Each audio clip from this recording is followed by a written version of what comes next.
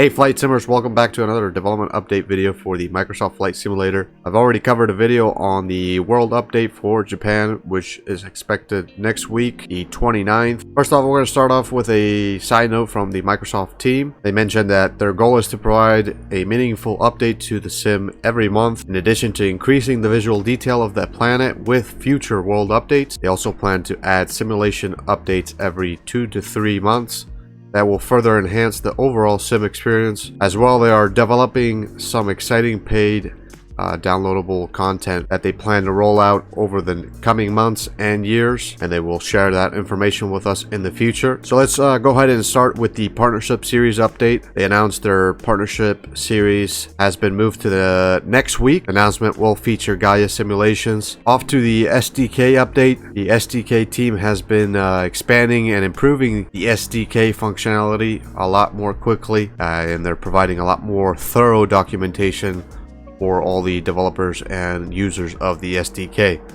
Some of this recent work has been focused on the WebAssembly. There's been some improvements to the GDI Plus compatibility layer and improvements to the ease of the development, as well as debugging capabilities is the current focus at the moment. Visual Studio 2017 support has also been added. As for the GITF exporter, now supports 3D Studio Max 2021. They've also fixed SimConnect Facilities API and plan on expanding it. On the developer mode side, they have been working on improving overall usability. They've also enhanced visualization for roads, terraforming shapes, and exclusion rectangles. As for a third-party developer update, they've also launched 4 new products into the Sim marketplace, including Carenato's second plane on the platform, and new airports from Aerosoft, Orbex, and Starport. There's also 40 approved partners. The next weeks will feature even more great new releases. Moving on finally to the feedback snapshot that we were expecting this development update. So for the forum feedback, the top bugs. As for the number 1 bug is the Garmin G1000 and G3000 autopilot related issues. That's being worked on. As for the A320 left engine start and then dies and then it won't start again bug, that has been fixed and will be released in the update that's going to be released with Japan, which is September 29th.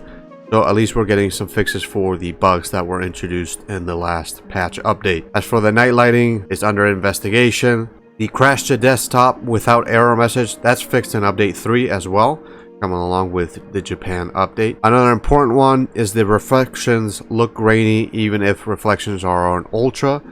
They mentioned this will be fixed with DX12 in the future. So by the future, I'm guessing in a year or 2 or more. That depends on how important it is, I guess. As for the Airbus issues, after patch 1.8.30, there's fixes for that in the update. As for the crash since the last patch, some crashes have been fixed in the new update coming along with Japan. And finally, the A320 cold and dark not working anymore. That's fixed in the next update as well. And the cannot click fly button on the world map has been fixed. I'm going to provide so you guys can take a look at the feedback snapshot, the forum feedback top wishes as well. Number 1 being the upvoting for removing press any key to start when you start the sim. Number 2 top wish, fly-by-wire community mod A320. That one skyrocketed as this was introduced into the forum about a week ago. Top issue number 3, scenery gateway system.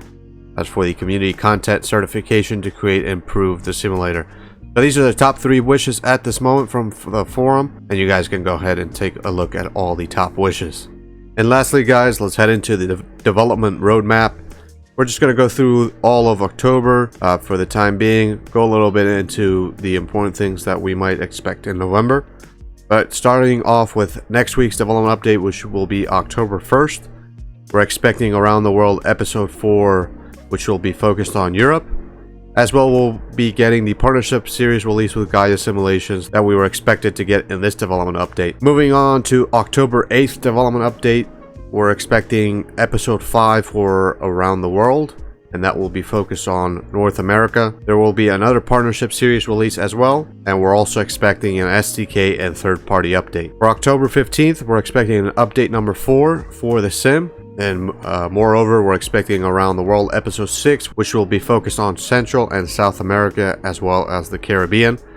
and we'll be receiving an SDK and third-party update as well. For October 22nd, we'll be receiving another featured Discovery Series episode number 9, which is to be announced, and in that development update, we're expecting an SDK and third-party update as well. Lastly, for October 29th, update number 5 should be expected, as well as a featured Discovery Series episode number 10, which is to be announced. Partnership Series release is expected and also to be announced. And then lastly, an SDK and third-party update. And as always, guys, I appreciate all of you guys that watch the videos.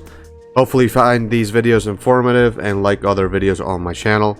Once again, if you're not subscribed, hit that subscribe button, like and share the video. Comment down below if you're still enjoying the sim and if you guys are excited about the future of this sim. Once again, thanks for watching. Stay safe, happy flying. I'll catch you guys in the next video.